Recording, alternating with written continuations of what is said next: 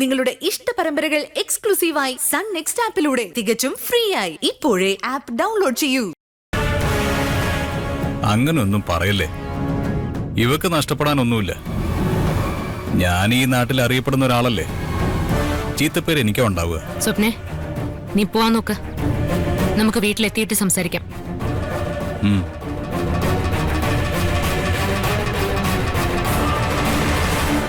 എന്താ നിന്റെ ഉദ്ദേശം? അവളുടെ ജീവിതം നശിപ്പിക്കാനാണ് നിന്റെ പരിപാടിയെങ്കിൽ അത് നടക്കില്ല. ഞാൻ അതിന് സമ്മതിക്കില്ല. എന്താ മഞ്ജു, ഇത്രയും അസൂയ കാണിക്കരുത്. നിനക്ക് എന്നെ കല്യാണം കഴിക്കാൻ പറ്റില്ല എന്ന് കരുതി ആ ഭാഗ്യം വേറെ ആർക്കും കിട്ടരുതെന്ന് നീ ചിന്തിക്കരുത്.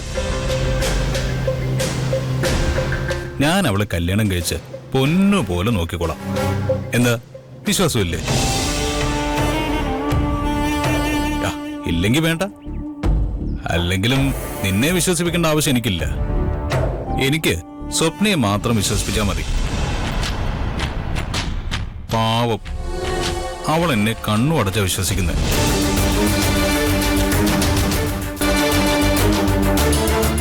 നീ കാണിക്കുന്നത് എത്ര വലിയ മണ്ടത്തരമാണെന്ന് നിനക്ക് മനസ്സിലാവില്ല. സ്വപ്ന ഗിരിയേട്ടന്റെ പെങ്ങളാ.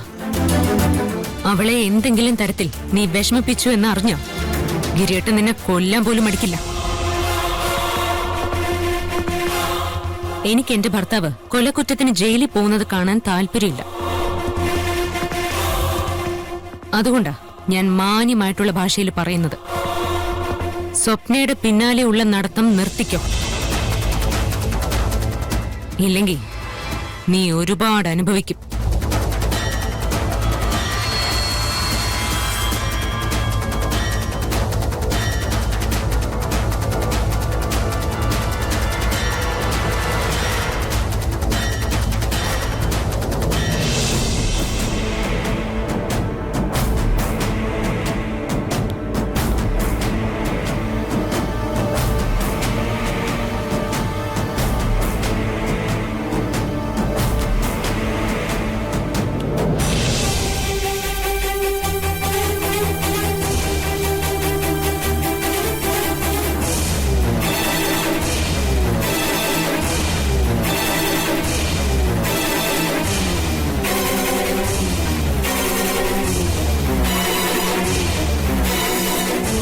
നീയും സഞ്ജയും തമ്മിൽ എന്താണെന്നൊന്നും എനിക്കറിയില്ല.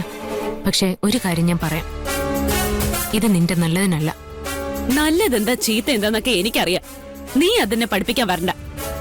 സ്വപ്നെ, സഞ്ജയ് എത്രക്കാരനാണെന്ന് നിനക്കറിയില്ല. അവൻ നിന്നെ ചതിക്കാനുള്ള ഉദ്ദേശത്തോടു കൂടിയാ നിന്നോട് അടുക്കുന്നത്.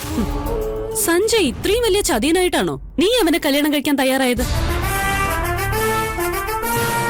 നിനക്കൊരു ന്യായവും ബാക്കിയുള്ളവർക്ക് വേറെ ന്യായവും അല്ലേ? അപ്പൊ നീയും സഞ്ജയും തമ്മിൽ ഇഷ്ടത്തിലാണെന്ന് നീ സമ്മതിച്ചു അല്ലേ? എനിക്ക് നിന്നോട് ഒന്നും പറയാനില്ല. വെറുതെ എന്റെ കാര്യങ്ങൾ അന്വേഷിക്കാൻ വരരുത്. എന്താ ഇവിടെ ഒരു ബഹളം?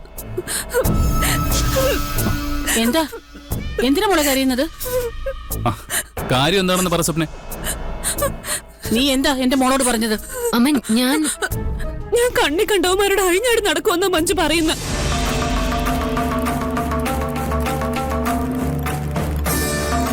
പഠിക്കാനെന്ന പേരിൽ വെറുതെ കോളേജിൽ പോയി ഏട്ടന്റെ കാശ് കളയാതെ ഞാൻ ആരെങ്കിലും കല്യാണം കഴിച്ച് ഈ വീട്ടിൽ നിന്ന് ഇറങ്ങി പോണോന്ന്. നീ എന്തൊക്കെയാ സ്വപ്ന പറയുന്നേ? ഞാൻ മനസ്സിൽ പോലും അങ്ങനെയൊന്നും വിചാരിച്ചിട്ടില്ല. നീ അബദ്ധത്തിലൊന്നും ചെന്ന് ചാടാതിരിക്കാൻ വേണ്ടിട്ടാ ഞാൻ അങ്ങനെയൊക്കെ സംസാരിച്ചത്. ഇത്രയൊക്കെ പറയാൻ ഇവൾ എന്ത് കുറ്റാ ചെയ്ത്? എന്താ ചെയ്തതെന്ന്? ഡ്യൂട്ടിക്ക് പോയപ്പോ സ്വപ്നയും സഞ്ജയും കൂടി ഒരു പാർക്കിൽ വെച്ച് ഞാൻ ഒരുമിച്ച് കണ്ടു.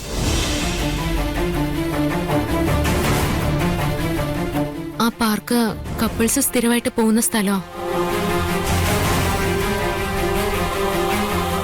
ഇവരെ അവിടെ ഒരുമിച്ച് ആരെങ്കിലും കണ്ടാ നാട്ടുകാർ ഓരോന്നും പറഞ്ഞു നടക്കും. മാത്രമല്ല, സഞ്ജയുടെ സ്വഭാവത്തെക്കുറിച്ച് നന്നായിട്ട് അറിയാവുന്നതുകൊണ്ട് ഞാൻ അവളെ വിളിച്ചൊന്ന് ഉപദേശിച്ചെന്നേ ഉള്ളൂ. മഞ്ജു പറയുന്ന കേട്ടാ തോന്നും ഞാൻ അവിടെ സഞ്ജയുടെ കൂടെ എന്തോ വൃത്തികേട് ചെയ്യാനാ പോയതെന്ന്.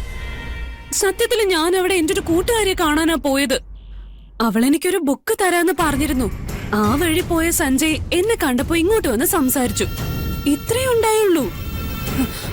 ആ പാർക്കിന്റെ ചരിത്രമൊന്നും എനിക്കറിയില്ല. എന്നെ അങ്ങനെ ഒരു സ്ഥലത്ത് വെച്ച് കണ്ടു എന്ന് കരുതി എന്റെ സ്വഭാവത്തെ ചോദ്യം ചെയ്യുന്നത് ശരിയാണോ? മഞ്ജു പറയുന്നതിന്റെ അർത്ഥം അമ്മ എന്നെ നന്നായി അല്ല വളർത്തിയതെന്നല്ലേ? ഇനി എന്റെ മക്കളെ എങ്ങനെ വളർത്തണമെന്ന് നീ എന്നെ പഠിപ്പിക്കൂ. ഞാൻ അങ്ങനെയൊന്നും ഉദ്ദേശിച്ചിട്ടല്ലമ്മേ. ഞാൻ ഇവളുടെ നല്ലതിന് വേണ്ടിയിട്ടാ. ഇവളുടെ നല്ലതിനെ കുറിച്ച് ചിന്തിക്കാൻ ഇവിടെ ഞാനും അമ്മയൊക്കെ ഉണ്ട്. നീ അതിനു വേണ്ടി ബുദ്ധിമുട്ടണ്ട.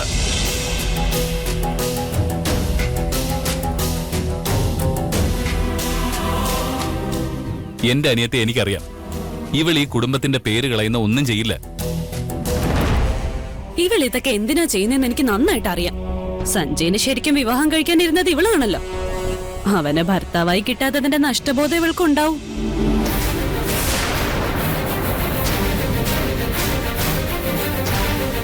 അതുകൊണ്ട് ഞാനും സഞ്ജയും സംസാരിച്ചു നിൽക്കുന്ന കണ്ടപ്പോ അസൂയ മൂത്ത് ഇവള് മനസ്സിൽ എന്തൊക്കെയോ സങ്കല്പിച്ചു കൂട്ടി. എന്നിട്ട് അതിന്റെ ദേഷ്യം എന്റെ അടുത്ത് തീർക്കാൻ നോക്കുക. എന്താടി, നിനക്ക് എന്റെ മോൻ പോരാന്ന് തോന്നുന്നുണ്ടോ?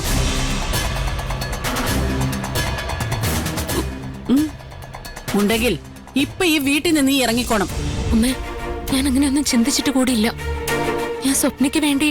ആ മതി, ഇനി അതിനെക്കുറിച്ച് വിശദീകരണമൊന്നും വേണ്ട. ഇവിടെ ആർക്കും അത് കേൾക്കാൻ താല്പര്യവുമില്ല.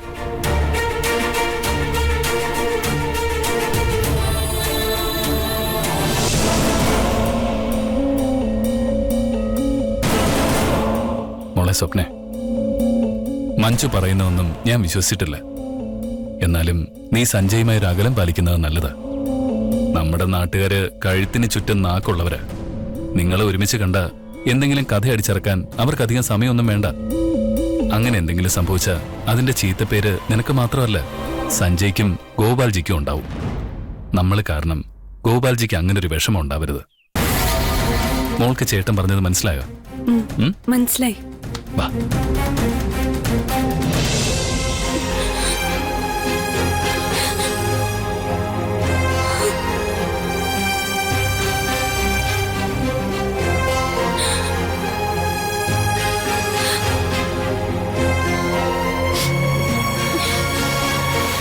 എല്ലാ ദിവസവും എന്തെങ്കിലും വഴക്കുണ്ടാക്കിയില്ലെങ്കിൽ നിനക്ക് സമാധാനം കിട്ടില്ലല്ലേ? ഞാൻ വേണോന്ന് വെച്ച് വഴക്കുണ്ടാക്കിയതാണെന്നാണോ ഗിരിയേട്ടൻ പറയുന്നത്? നിന്റെ ഉദ്ദേശം എന്തായിരുന്നെങ്കിലും കുടുംബത്തിന്റെ സമാധാനം പോയില്ലേ? ഞാനിതെല്ലാം ചെയ്തത് ഈ കുടുംബത്തിന്റെ നല്ലതിന് വേണ്ടിയിട്ടാ. സഞ്ജയ് എത്രക്കാരനാണെന്ന് ഗിരിയേട്ടന് നന്നായിട്ട് അറിയില്ലേ? അങ്ങനെ ഒരുത്തന്റെ കൂടെ സ്വപ്ന കറങ്ങി നടക്കുന്നത് കാണുമ്പോ ഞാൻ പ്രതികരിക്കാതിരിക്കണോ? എന്റെ അനിയത്തിക്ക് അങ്ങനെ ഒരു തെറ്റ് പറ്റില്ല. ഞാനും എന്റെ അമ്മയും അവൾ അങ്ങനെയല്ല വളർത്തിയത്. ശരി, സ്വപ്നയുടെ കാര്യത്തിൽ അങ്ങനെ ഒരു ഉറപ്പുണ്ടെന്ന് തന്നെ ഇരിക്കട്ടെ. സഞ്ജയിനെ വിശ്വസിക്കാൻ പറ്റോ? സഞ്ജയ്ക്ക് ഒരുപാട് അബദ്ധങ്ങൾ പറ്റിയിട്ടുണ്ട്. പക്ഷെ ഇപ്പൊ അവൻ അതിനെല്ലാം പശ്ചാത്തപിക്കുന്നുണ്ട്. ഞാനും സ്വപ്നയും സഞ്ജയും ശാലിനിയും എല്ലാം ഒരുമിച്ച് കളിച്ചു വളർന്നവരാ. സഞ്ജയ് ഒരിക്കലും സ്വപ്നയോട് മോശമായിട്ട് പെരുമാറില്ല. സ്വപ്ന അവന് പെങ്ങളെ പോലെയാ. ശാലിനിക്ക് ഗിരിയേട്ടൻ ആങ്ങളെ പോലെയാണോ? അല്ലല്ലോ. അപ്പൊ ഈ കാര്യം ഉറപ്പിക്കണ്ട.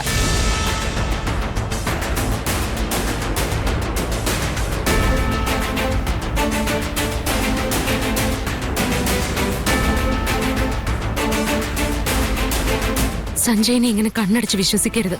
അത് അപകടമാണ്. നീ അങ്ങനെയല്ലേ പറയൂ. നിനക്ക് എങ്ങനെയെങ്കിലും ഗോപാൽജി എന്നെയും തമ്മിൽ അകറ്റണം. അതല്ലേ നിന്റെ ലക്ഷ്യം? എനിക്ക് ഗോപാൽജിയെ ഇഷ്ടമല്ല എന്ന് കരുതി പക പോക്കാൻ എന്റെ കുടുംബത്തിലുള്ളവരെ തന്നെ ഉപയോഗിക്കാനും മാത്രം ഞാൻ അത്ര തരം താഴ്ന്നിട്ടില്ല. ഗിരിയേട്ടൻ, ഞാൻ പറയുന്നതൊന്ന് വിശ്വസിക്കാൻ. സ്വപ്നയെ സഞ്ജയിൽ നിന്നും ഒന്ന് അകറ്റണം.